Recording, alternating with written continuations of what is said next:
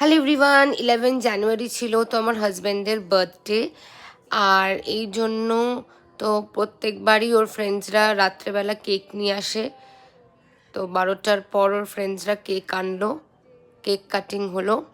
তারপর ওর ইচ্ছে ছিল যে এইবার একটু কিছু গরিবদের কম্বল বিতরণ করবে এই ঠান্ডার মধ্যে। তো সেই কাজেই ওর ফ্রেন্ডসদেরকে নিয়ে বেরিয়ে পড়েছিল, যেটার ভিডিও ও করেনি আর করা পছন্দও করে না। আমিও বেশ লাঞ্চের প্রিপারেশনের জন্য পরের দিন রেডি হয়ে গেছিলাম। এখানে পায়েস, পোলাও আর যত ভাজা ছিল সব কিন্তু আমার শাশুড়ি মাই করেছেন, আর বাকিগুলো আমি করেছি, কিছুটা হেল্পও করেছেন উনি। তো ওর মেনুতে ছিল হচ্ছে 5 রকম ভাজা, যেগুলো ও কিনা সব খায় না। সাথে করেছিলাম তন্দুরি পমফ্রেট, মাছের মাথা দিয়ে ডাল, ভাপা চিংড়ি, পাবদা মাছের ঝাল, মাটন কষা, চাটনি। লাঞ্চ করতে করতে আমাদের অনেকটাই লেট হয়ে গেছিলো, প্রায় বিকেল হয়ে গেছিলো, কারণ ও দেরি করে ঘুম থেকে ওঠে, মানে ছুটির দিনে। তারপর আমরা ভেবেছিলাম কোথাও একটা হয়তো যাবো আউটিংয়ে, বাট এখানে তো ফিগারের বার্থডে সেলিব্রেশন।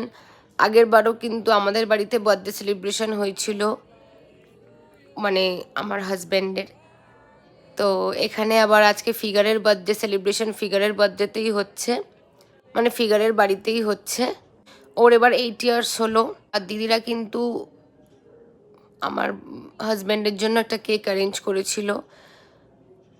তো প্রত্যেকবার এভাবেই যেন সেলিব্রেশন হয়, একবার ওদের বাড়ি একবার আমাদের বাড়ি। আর আমরা তো দুজনে প্রচুর ফুল ছিলাম, কারণ প্রায় 5টার সময় আমরা লাঞ্চ করে উঠেছিলাম, তো একটু দেরি করেই আমরা খেলাম।